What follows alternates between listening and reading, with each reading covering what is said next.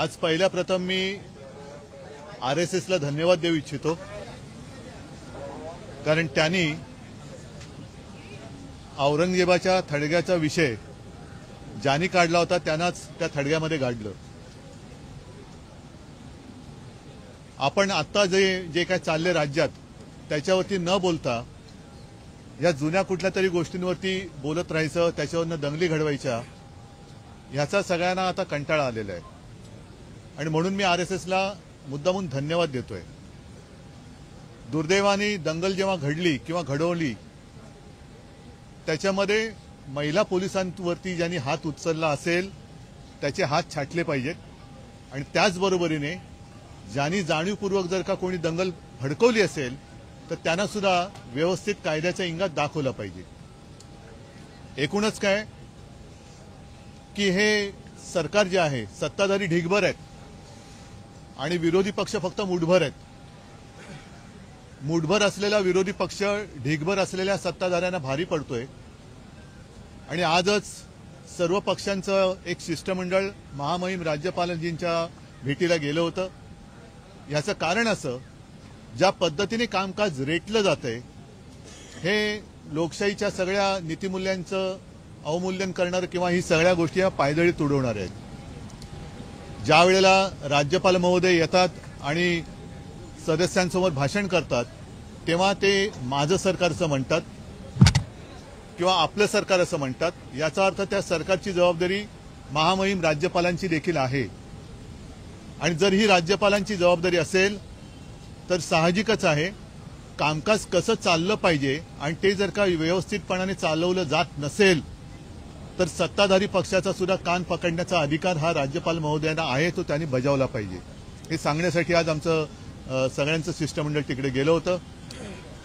एकूण जर का आम्हाला एक अपेक्षा होती आणि ही अपेक्षा अजूनही पूर्ण करण्यासाठी या सरकारकडे जवळपास एक आठवडा आहे। हे बहुमताचं सरकार सत्तेत आल्यानंतर सर्वांना वाटलं होतं की आता आपल्या राज्यासमोरचे प्रश्न हे चुटकीनुसार सुटतील, म्हणजे शेतकऱ्यांची कर्जमुक्ती होईल, लाडक्या बहिणींना ताबडतोब 2100 रुपये मिळायला लागतील, खून बलात्कार इतर काही भ्रष्टाचार या गोष्टी थांबतील, पण तसं काही होताना दिसत नाहीये। योगायोग एक असा विचित्र दिसतोय की बऱ्याच वर्षांनंतर नागपूरमध्ये जातीय दंगल झाली। नागपूर, मी गेल्या वेळेला आपल्याशी बोललो होतो, त्याही वेळेला बोललो होतो, आज परत बोलतोय की आरएसएसचं मुख्यालय आहे जिथे आता 30 तारखेला मला वाटतं पंतप्रधान भेट देत आहेत। गडकरींचा गड आहे, माननीय मुख्यमंत्र्यांचा तर तो होमपीच आहे। अशा या होमपीचमध्ये किंवा होमपीचवर जातीय दंगल घडवली गेली, जातीय दंगल झाली। औरंगजेबाचा थडगा आहे छत्रपती संभाजीनगरमध्ये, महाराष्ट्रामध्ये कुठेही त्याचे तसे पडसाद न उमटले नाहीत, पण नागपूरमध्ये घडलं। एका बाजूला अधिवेशन सुरू असताना पंतप्रधानांची भेट तिकडे नियोजित असताना नागपूरमध्येही नेमकी दंगल कोणी घडवली हाही एक संशोधनाचा विषय आहे।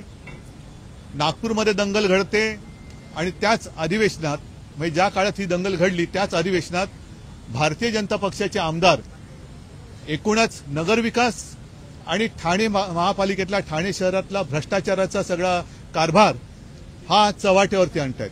म्हणजे नेमकं भांडणी दंगल आहे तरी कोणाची, हाही एक विचार करण्यासारखा विषय की याच्या मागे हा निव्वळ योगायोग आहे का की नागपूरमध्ये बऱ्याच वर्षांनंतर दंगल घडते आणि सत्ताधारी पक्षातलेच लोक हे ठाण्यातल्या आणि त्यांच्या नगरविकास खात्यातल्या भ्रष्टाचाराची सगळी लक्तरं बाहेर काढतायत। हा योगायोग हा सुद्धा एक पाहण्यासारखा आहे किंवा अभ्यास करण्यासारखा आहे।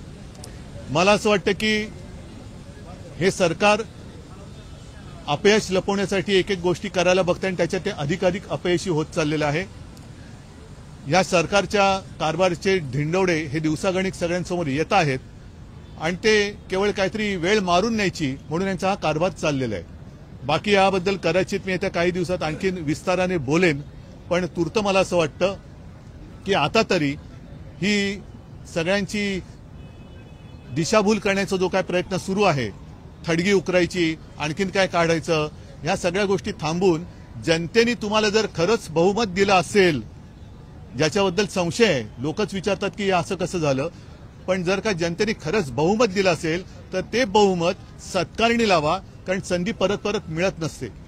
संधी मिळालेली आहे तर त्याचं सोनं करा, त्याचा चिखल करू नका, एवढंच सत्ताधारी पक्षाला माझं म्हणणं आहे.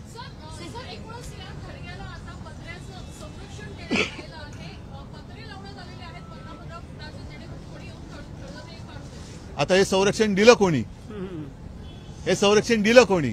आणि मग जे उखडा म्हणणार आहेत ना, एकदा काय आम्ही तुम्हाला कालच बोललोय, परवाच बोललोय, उखडाचं तो उखडून टाका. कोणी शिवप्रेमी हा औरंगजेबाचा प्रेमी असूच शकत नाही, त्याच्यामुळे थडगा उकराचं जर जरूर उकरा, पण दुतोंडी भूमिका घेऊ नका. म्हणून मी परत एकदा राष्ट्रीय स्वयंसेवक संघाला खास धन्यवाद देतोय की त्यांनी तरी कान टोचलेत.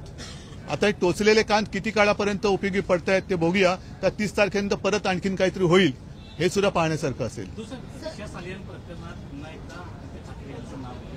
पण मला खरं गेले 1-2 अधिवेशन आश्चर्य वाटत होतं की अधिवेशनात हा मुद्दा आला कसा नाही.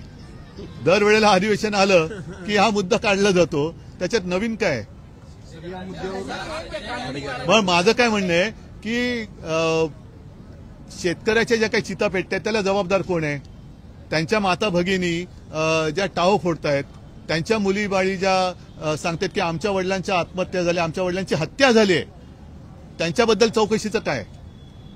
त्यांच्या चौकशीचं, जसं देशमुखांची हत्या झाली, त्यांची मुलगी बोलते की बाबा माझ्या वडिलांच्या हत्येचं काय? गुन्हेगारांना पकडणार त्याच्या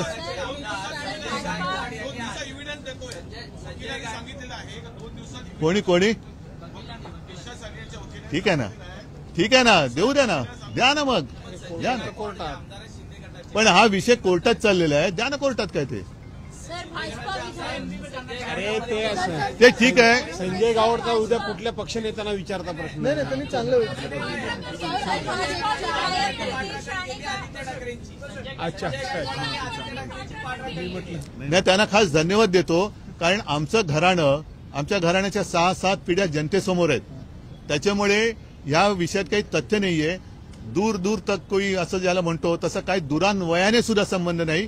पण जर का राजकारण ह्या वाईट बाजूला न्यायचं असेल तर मग मात्र सगळ्यांचीच पंचायत होईल. कारण खोट्याचं जर का तुम्ही नायटा करणार असाल तर ते तुमच्यावरती बुमरँग होऊ शकेल, हेच या लोकांना मी सांगू इच्छितो. वो बकवास है, वो बकवास है, उसके बारे में मैं कुछ बोलना नहीं चाहता. यांना मुलाखतीत एक प्रश्न विचारण्यात आला, एका वाक्यात उत्तर विचारण्यात आलं, शरद पवार आणि तुमच्या बाबतीत त्यांचं काय मत आहे असं विचारण्यात आलं. त्यावर ते असं म्हणाले की भरवसा नाही. ते गाणं होतं ना, कुठलं गाणं होतं ते? माझ्यावर भरोसा नाही का? जरा जोरात बोला ना, माझ्यापेक्षा तू. माझ्यावर भरोसा नाही का असं गाणं होतं ते? हा, सोनू तुला माझ्यावर भरोसा नाही का असं विचारत आहे ना. म्हणून नाही, ते गाणं जे होतं, मला वाटतं त्या गायिकेचा सत्कार सुद्धा तेव्हा देवेंद्र फडणवीस मुख्यमंत्री होते आणि वर्षावरती केला होता. सोनू, मग तुझा माझ्यावर भरोसा नाही काय, म्हणून तुम्ही हा दुसरा घरोबा केलाय काय? वो बकवास लोगों को मैं जवाब नहीं देता. नेत्यांनी असं प्रक्षोभक भाषण करून असं देवेंद्र फडणवीसांनी देखील कान टोचले. मी त्याचंही स्वागत करतो त्यांच्या वक्तव्याचं. जर देवेंद्रजी असं म्हणाले असतील की नेत्यांनी भडकाऊ भाषण करू नये, तर त्यांच्याकडे जे आगलावे लोक घेतलेत त्यांनी, दुर्दैवाने काय होतंय की विरोधी पक्ष संपवला, ज्या विषाचा त्यांनी उपयोग करायचा प्रयत्न केला तेच विष आता भाजपला मारतंय.